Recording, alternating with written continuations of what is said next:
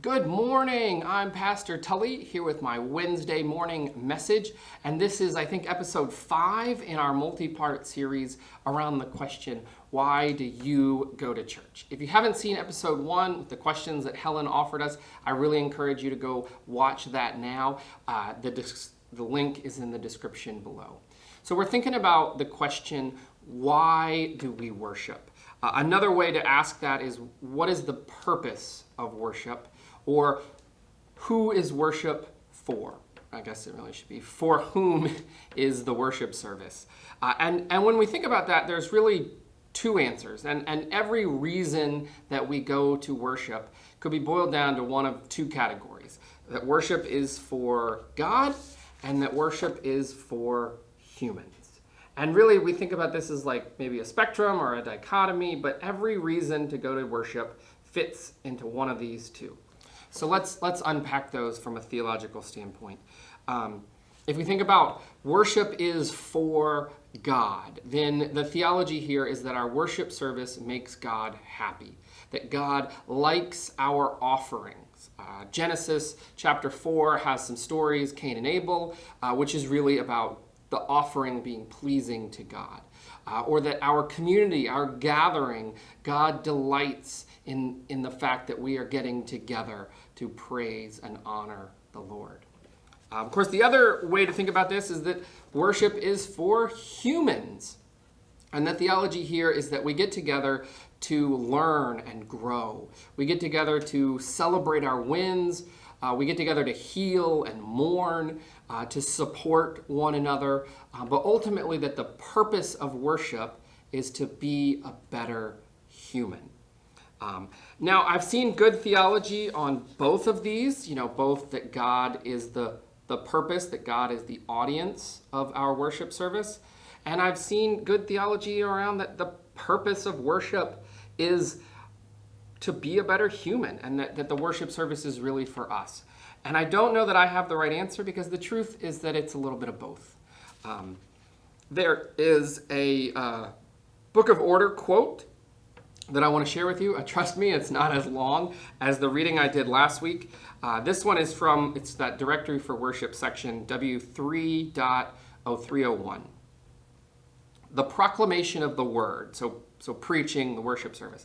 The proclamation of the word is incomplete if it fails to evoke the response of the people of God. When the word is proclaimed, we are called, above all, to discern Jesus Christ, to receive his grace, and this is the part I love, and to respond to his call with obedience.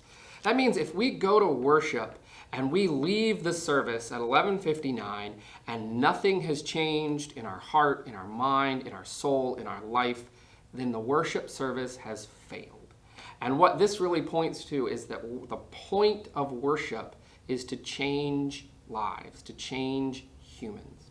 A few years ago, I was part of a church, and they were discussing, the church had 2 worship services, and we were discussing the idea of having just one worship service over the summer. And the very business-minded treasurer, he said, well, if you think about the product that a church makes, if our product is the worship service, then having only one worship service versus 2 means we are making less product, and that was not a good thing. I wish I'd had the insight to respond to him then and in that moment. I didn't really think of it till later, but the product that a church produces is not a worship service. Our product is a changed human being, a changed life. That is what we produce.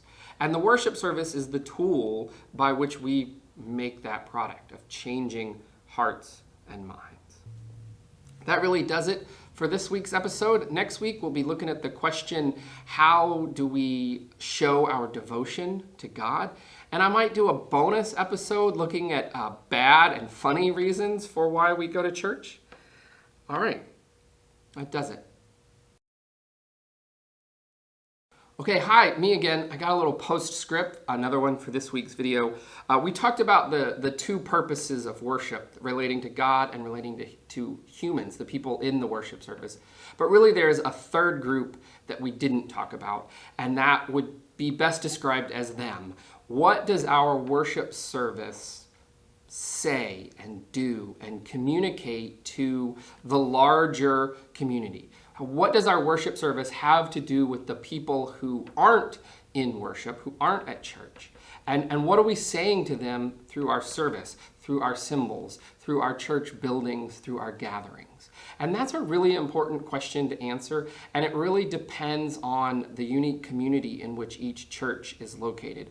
But I think it's one that we often overlook, is what does the outside world see in our worship? And in some ways, that's really important. And if the outside world is seeing something bad or negative in what we're doing, even if we love it, even if we think it points to God, but the outside world doesn't see that, they see a stumbling block, then we need to change our ways. And that's a really hard thing to do.